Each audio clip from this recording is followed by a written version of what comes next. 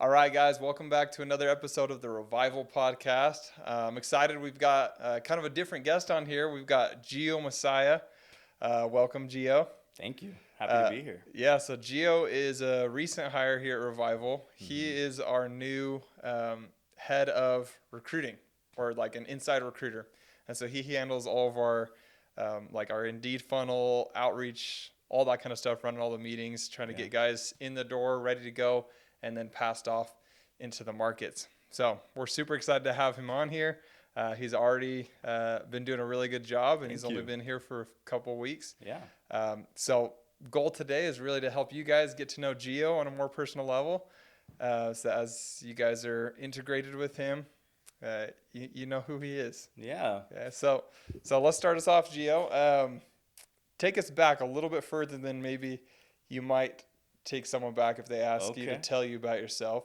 Yeah. Take us back and give us kind of the full Geo backstory. For sure. Well, if I'm going to take you all the way back, then I would start off with my name is Gio, right? I was born in Guatemala. All right, So, that's different. yeah, it's super different, right? I mean, I was born in Guatemala, moved to the United States when I turned one, and didn't even know English until second grade, right? Oh, And dang. so, Okay. yeah, English is my second language. It was kind of a bit of a journey, right? Because at home, most of the time we were just speaking in Spanish. Out in California, a lot of people speak Spanish, so there wasn't really a need. Mm-hmm. And so it wasn't until I started going to school where I finally picked up on English and started communicating a little bit more. I've always been a chatty Cathy. I enjoy being a chatty Cathy. But yeah, no. On top of that, I moved over to Utah when I was around 14 years old. What sparked the move was just a slower pace of life. We were getting sick and tired of the California traffic and the gas prices, let me tell For you. real, dude. Yeah, and I mean, at 14, I already heard the complaints from my parents. So we moved over here, and yeah, lo and behold, this is door knocking country. And so pretty quick, I believe at 15 years old, I had to start door knocking with my soccer team, try to raise some funds, for the actual team, for tournaments and all of that. Uh-huh. But what I started building out here was a community, more of a community than over in California, because I mean, we weren't even allowed to go play outside, if you believe it. That's crazy. I know. So when we moved over here, it was actually a really interesting time because that was the first time I was allowed to go bike, in the neighborhood, or the first time I was allowed to go skateboard or meet up with some friends, and so it was a nice bit of a change. But yeah, no. Fast forward, I went in and served an LDS mission in Chicago. Nice. That was awesome. Loved it. Got hit by a car. Came back home a little bit early, but Are you kidding me? yeah, Tell us a little bit more about that. yeah, That's no, crazy, I dude. shattered my no. So I stick with your companion is what they say, right? And I was like about 2 minutes ahead of him in the car ride, or no, sorry, bike ride in the heart of Chicago. And there Shoot. was this car, and I didn't see him. He didn't see me. It was a little bit rainy, and yeah, he hit me. I landed on my elbow. I was strapped into my fixie bike and shattered it. Next thing I know, I woke up in the hospital with my mission president right next to me. So, Great. I mean, really cool experience. I loved it up till that point, right? Came back home and yeah, married my high school sweetheart. Yeah, shortly after. I want to say maybe a year after. Nice. Uh-huh. You're like me, got very fast. Yeah, I mean, yeah, I mean, my mission president gave me an assignment and I fulfilled it. But yeah, no, we've been married for about 7 years now. Been together for 10 years. We got married on the same day that we got together as boyfriend and girlfriend. We have three beautiful kids, all under 5. So we're pretty busy. Yeah. Pretty busy. Oh, But more no. of a reason to be focused on my career, if you know what I mean. Yeah. Right? Just wanting to provide for a couple of more mouths to feed. That's awesome. Yeah. That's awesome. What? And you said they're all under 5. What are their ages? 5, 3, and 2. You put me on the spot, but 5, 3, and 2. Cool. Awesome. Yeah. So yeah, you got very similar to ours. We've got the 6, 4, and 2. Oh my gosh. Actually, it's my son's birthday today. Really? Just turned 2 Yeah. today. Well, happy birthday. Yeah. Thank you. Yeah. Shout out to Liam. Yeah, shout out Liam. Yeah. No, it's funny. It's interesting because one of the things that they don't tell you when you become a parent is that like you never get to sit down and watch a full movie. You know what I mean? Or you just constantly have to be on the move. After I'm done with work, I come back home on primary parent duty until I'm Right. on primary parent duty until they go to bed, right? Right. And so, Yeah, no, it's a blessing for sure, though, I will say, and they keep life interesting, right? That's super fun. Yeah. Cool. Now tell us a little bit about. Um, so after your mission, obviously you got married. Yeah. Now tell us a little bit about kind of your career path. Yeah, yeah. So when I came back home, I was a little confused, right, on what I wanted to do. Typically, growing up, you think I'm gonna figure out what I'm gonna do in the future. It's gonna all work out, but Hmm. it's interesting when that moment comes, right? You come back home a little bit earlier than planned. What are Right. you gonna do for work, right? And so I started selling cruises. That was Okay. my first sales job, and boy, I loved it. I loved it all the way up until 2020, right? With COVID and all of Yeah. that, it definitely affected my book of business. But man, it's interesting selling something that might not look necessary, right? But to a lot of people, to a lot of families, creating those experiences are necessary, right? And so I thought it was really fun to figure out that angle of like, hey, this is entertainment, this is a luxury to have, but also, some people deem it necessary to build these experiences. And Yeah. so it was inside sales, and most of the time I would sell to groups, specific audiences, right, depending on where they wanted to go. Uh-huh. And yeah, it was a good time. We got to talk about airfare, cruise, and just excursions. So I felt like I was on a vacation even in my own cubicle. And how'd you get into that? That's kind of Yeah, random. yeah. Well, yeah. Let me take you back. I actually had a family friend. He served his mission out in Guatemala, where I'm from, when my parents were first starting to date. So he got to know my Dude, parents that's forever ago, crazy.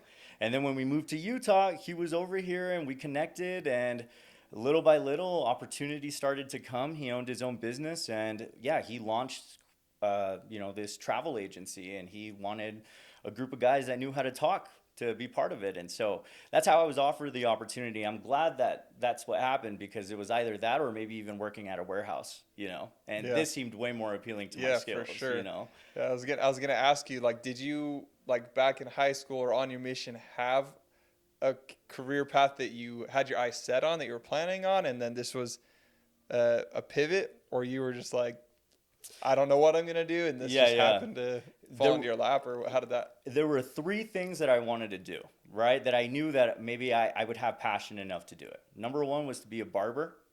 Number two was to be a history Dude, I teacher. could totally see You you can as a see that, barber. right, a I little can see bit? you as a barber, bro. Yeah. Like you'd be like an awesome barber, Yeah, and you exactly. just like could be the Hit most me. entertaining barber ever. Exactly. Yeah. No, I mean, I think I'm your guy. Also, Maybe you should start a little side gig. stylist is what I want to become eventually. For directors, maybe one day. Hopefully, have my own styling firm. That'd be really cool. But a barber was first. Second was a history teacher, and lastly was a salesperson. And I'll tell you why. When I was in elementary school, we lived right next to this nice neighborhood, and I remember seeing these guys that would leave their car to go door knock, and they carried a silver briefcase, silver watch, and I can see them shine, from far away at the playground. And I just always felt, very interested in what they did, right? Because my mom was a salesperson. In fact, one of the things that I admire my mom for, and thank you so much for the skill, but it's just her ability to talk to anybody and figuring out that she had a process, the same jokes that would land, the same sort of flow. And at 5 years old, I had already noticed it. And so when I saw those guys knock on the door, it just looked like that's what they were trying to do, make a friend, from far Uh-huh. away. I said, hey, I could do that. And so that That's stuck cool. with me, but it was never maybe like my first or second choice. It was maybe becoming a barber or maybe becoming a history teacher is what I would have Hmm. liked to do. But yeah, when I was offered the opportunity, it was kind of like a huge flashback. I was like, man, I remember, seeing guys with a silver briefcase, looking good, sharp, silver watch, driving a nice car. It's like, man, those guys were salespeople. I can become like that right now, Uh-huh. So That's awesome. So the yeah, opportunity arose, jumped on it, I did jumped the on it as cruises, 100% and as then quickly as and I then could. COVID happened. Yes. Oh my gosh.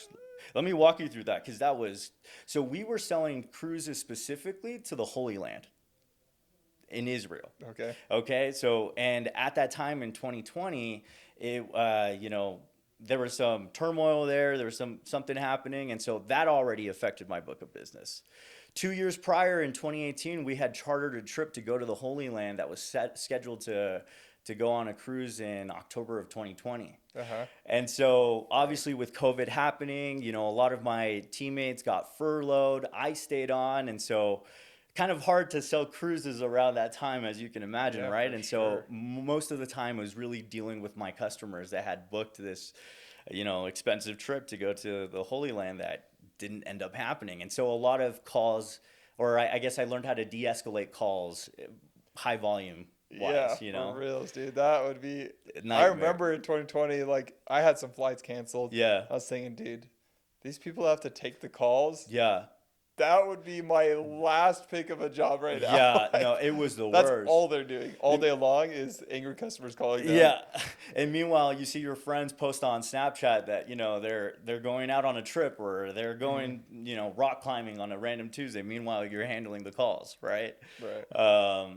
But yeah, no, it definitely put a lot of fire under me, right? Yeah, Because that's I such a needed to. valuable skill set, though. Yeah, 100%. And maybe that's the trick here. As one of the tricks that I've learned in my career is just like genuinely be intentional about applying the lessons that you learn with the opportunities that are given to you, because just because you're done with that job doesn't mean that you don't get to take that skill with you, Yeah, right? 100%. Yeah. Yeah, and especially when you deal with people, you gotta be able to de-escalate, right? Yeah. Sometimes you catch someone in a bad mood, and that's the way it is. Yeah. So this is kind of putting you on the spot here. Yeah, please. But walk us through kind of what were your techniques or your steps on de-escalating super pissed off customers? Oh It's my like they're goodness. calling you, hey, I spent thousands of dollars. I've been planning on this for how many years? 2 years. 2 years. 2 years. And now you're canceling my trip. Like, what are you gonna I, do for that customer? And let me make it a little bit more interesting then. Average ticket price was around $26,000 per Oh, passenger. that's not a few thousand. No, not a few Holy thousand, 26,000. crap, dude. And then That the was other a thing is huge. those who purchased Goodness. travel insurance was not covering your trip.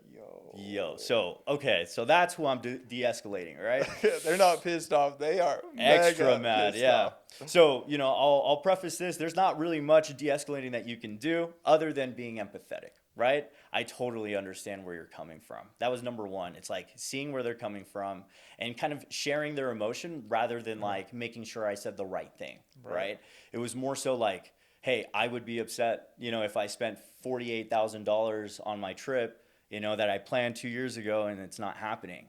I mean, quite frankly, we haven't seen this happen in the industry, and so we're learning as we're going, and most people there wasn't any saving, but I will say that the Terrible, dude. Grammys and the grandpas that were talking to me at least understood where I was coming from, and there was that. At least we got off the phone, and at least they understood what was happening clearly, And fortunately, that's the best that I could do at that moment, Once, I think a couple months went by, the owner of the company actually passed away.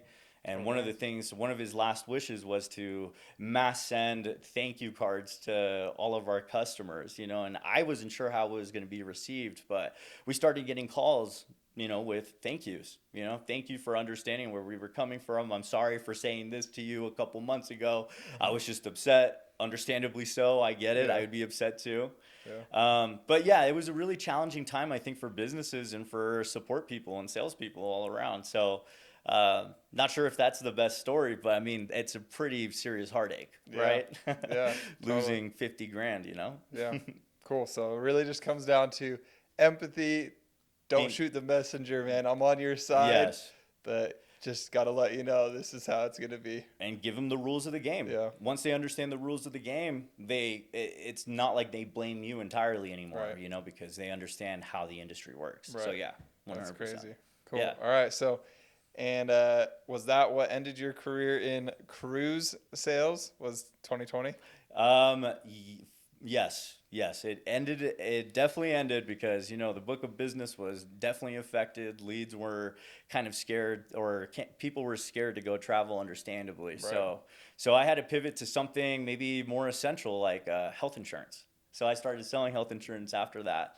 In fact, I was working 2 jobs at the same time. Meanwhile, at nighttime, I was also selling Minky blankets on Facebook Live. Really? Yeah, I was really busy. I just had my daughter, and I just really wanted to make sure that I took ownership over my situation. Yeah. And, I'm grateful I did, because then I started to figure out that I need to apply what I've learned. It Hmm. doesn't stop here. I'm not going to go to a warehouse job next.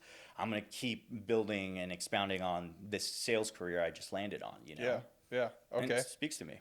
Okay. So tell us a little bit more about the ins and outs of what you were doing during that time. So insurance, how did that go, first Oh of my all? gosh. Yeah, no, it was the busy season, AEP, busy season. My brother-in-law was already selling health insurance, and it was going super well for him. And so I contacted him. I asked him to teach me everything that he And this knows. is And health insurance, not life, not life no, just insurance. health Okay. Okay. insurance, Medicare, Cool. Okay. Medicaid. And so, yeah, no, I just asked him, please, like, teach me everything you know, because he was one of the top salespeople at that company, and I figured, hey, why not copy and paste this experience rather than going Right. through trial and Yeah. error, right? And maybe humble myself a little bit, right? Even Yeah. though he's a year or two older than me, he probably knows a lot that he can teach me. Sure.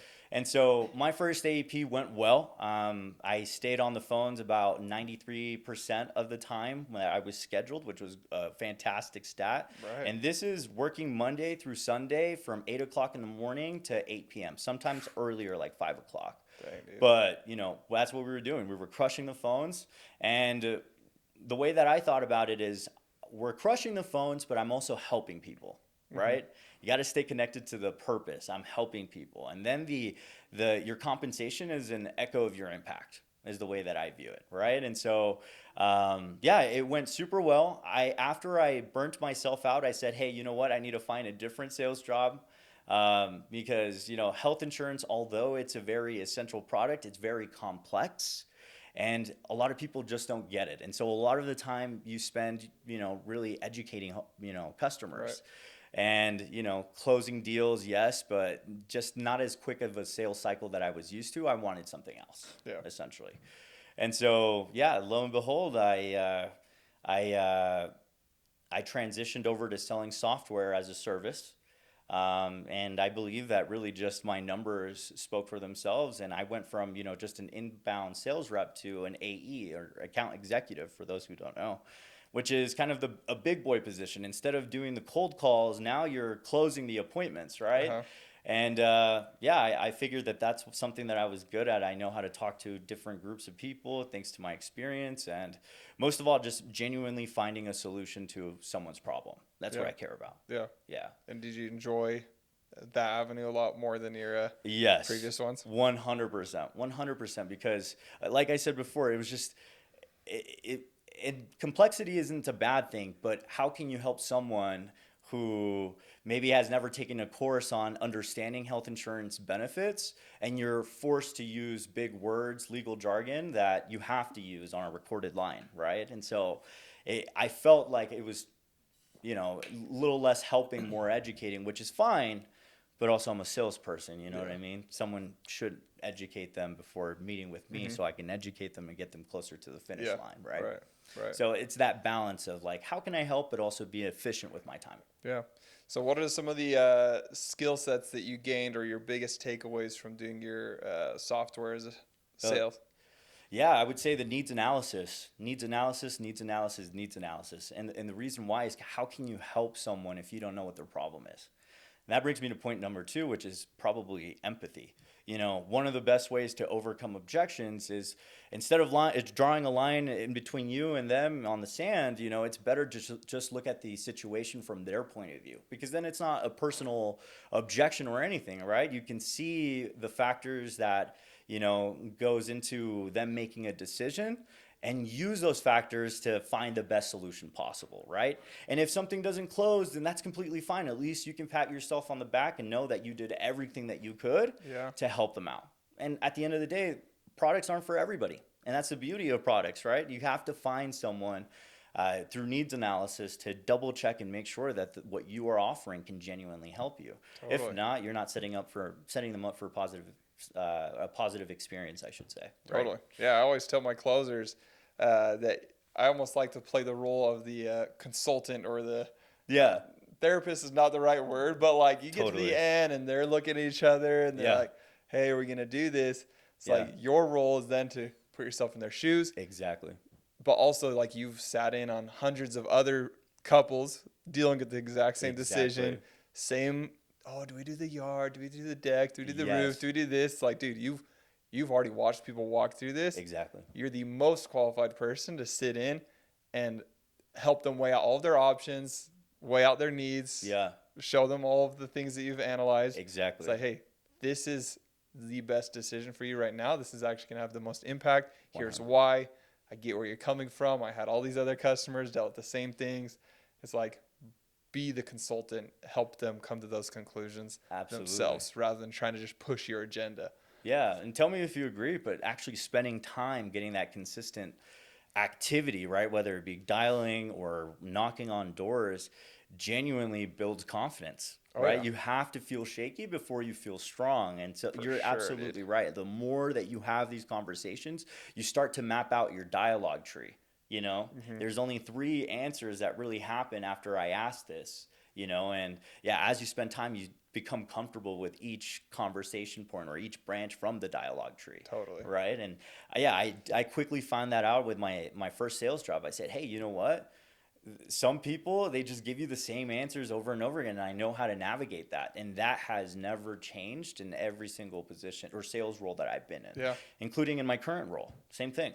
You know, there's Dude. only a handful of answers that they can give you, and you know, It's so true. Every door-to-door sales job, same thing, right? same It's thing. like Yeah. there's going to have these objections depending on the industry.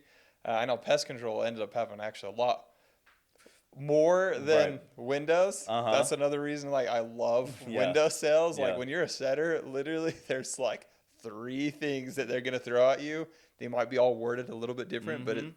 the responses to those things are all the exact same because the root of them Yeah. is the same thing. 100%. So simple. You get good at overcoming those three things, and you're golden. And it, honestly, I'm sorry if I sound cheesy, but it's a beautiful reminder of how similar we all are, right? As humans, right? It's just like the same three answers. I wonder why we have the same three answers. It's because, you know, typically we kind of all deal with the same stuff, maybe different challenges, sure, but we're all human, right? And that kind of gets you over again with confidence, you know, knocking on someone's door. Hey, I'm just a person. This person's just a person. We're here to help them. That's it. Right. You know what I mean? It's beautiful. Yeah, and that's the key Yeah. with door-to-door sales is exactly what you just said. I'm a human, Yeah. making sure that the person answering the door feels like you're human. Yes, So it's exactly. like you cannot be that robot sales rep, be viewed as a solicitor, No, right? It's like, dude, absolutely. I'm just a friend. I'm Yeah. just another dude out here, Yeah. just like you. You won't So, close if that's what you do. yeah. Cool. Okay, so you learned a lot of lessons there. Yeah. Got really good at that. Yeah. Why'd you leave that? Well, I left because, well, I mean, it's kind of a complicated answer, but honestly, I'm a person who wants to feel challenged. You know, after spending 3 years having the same kind of conversations, I said, okay, you know what else can I learn? And that's kind of where recruiting fell on my lap. I didn't know, first of all, that that was an industry or that that was something that someone could do. But you know, this kind of takes me back to what my superpower is on the door or on a call, which is, you know, to be extremely personable, to inject a room or a conversation with positive energy. You know what I mean? And what better way to use that talent or those attributes than to provide an opportunity for someone who may be interested in starting a sales career? I know that it can be scary in the beginning. I know what that's like, right? And after all, you know, finding a job, it's like one of the most emotional deals that you can close. And so I knew that I was equipped personality wise, but also uh, capacity wise, skills wise, you know, I just knew that that was something that I could do and I could do it in a high volume, you know. And so, yeah, I said, okay, let's try it out. And I fell in love with it immediately.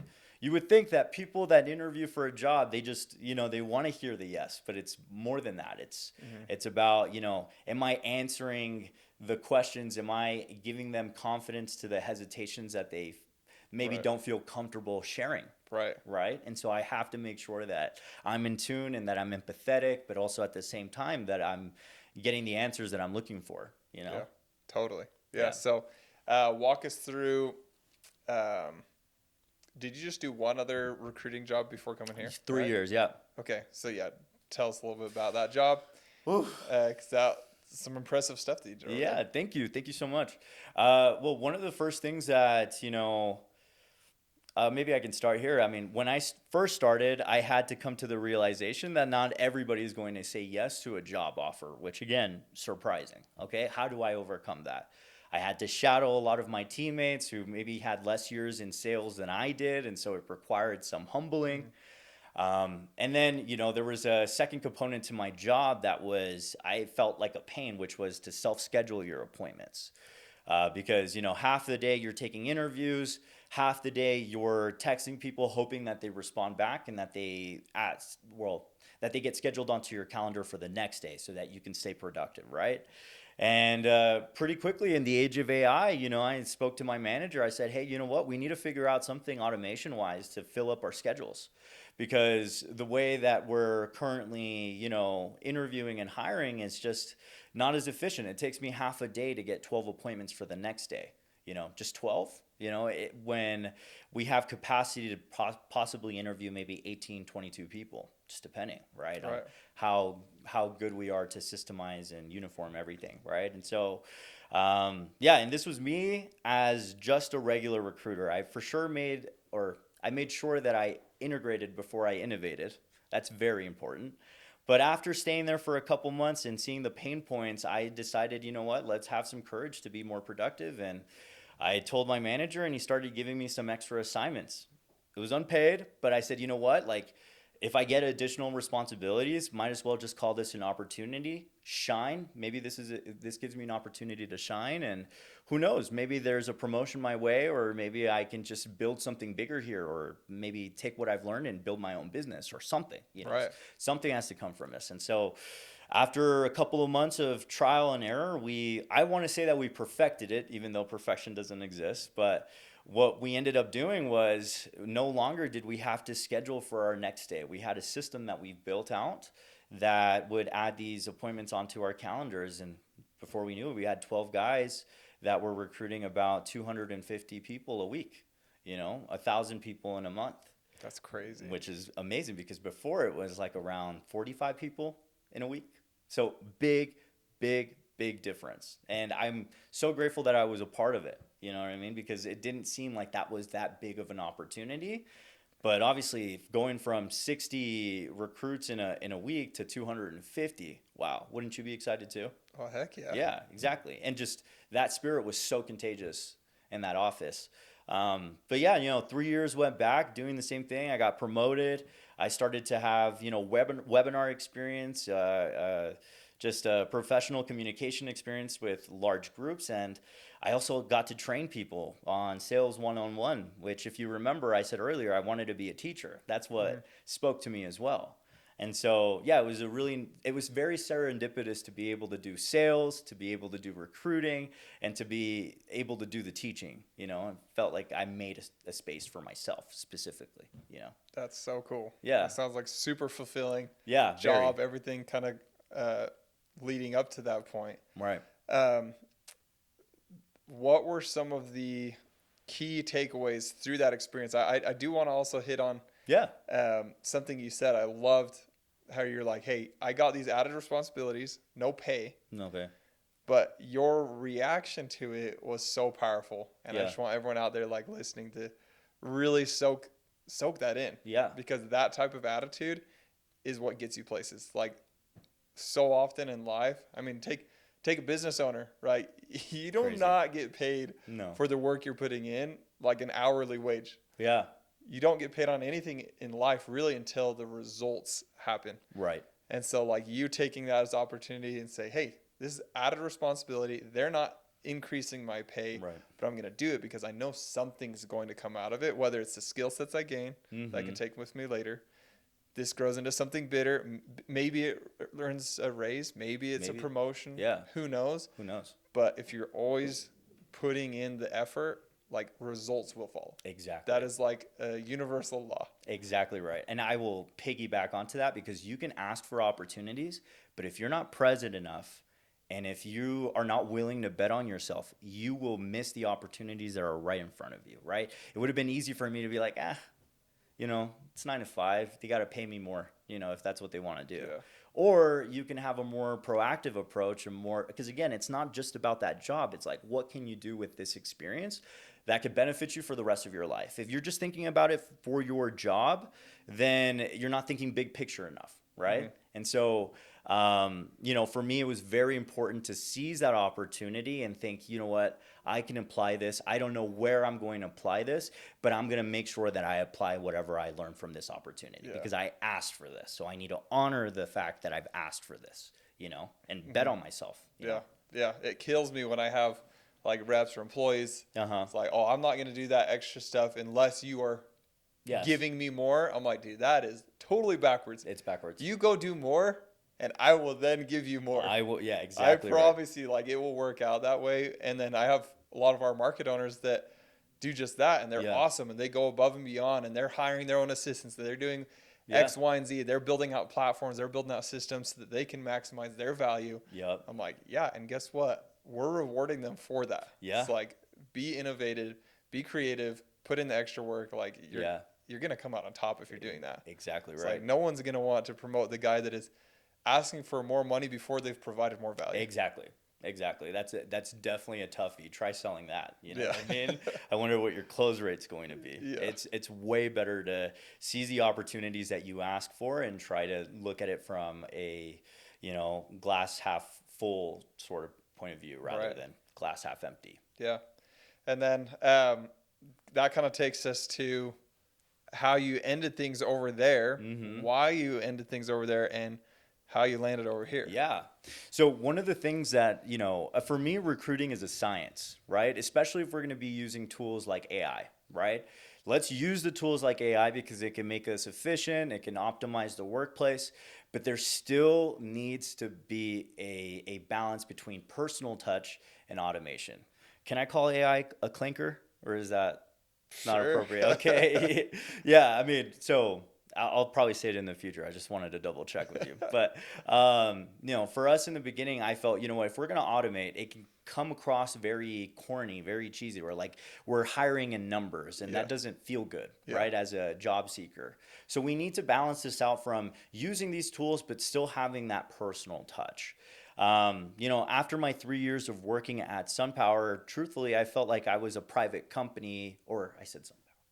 A private company within this company. I didn't feel like we were involved as much. But, we need to have a chicken or the egg conversation because, we need salespeople to make money. Yeah. But, who brings in the salespeople?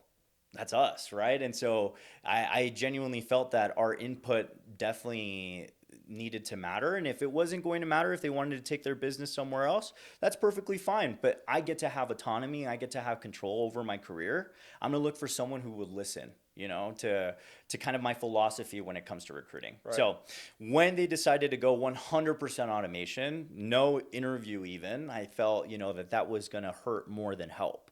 And so I took matters into my own hand and found a new position that I felt would respect me and value the work that I've done. And ultimately, I'm here to help. If I'm not helping, then what's the point? You know what I mean? Right. So that's kind of what influenced my the change in with my last job and now to, not get into the weeds of that.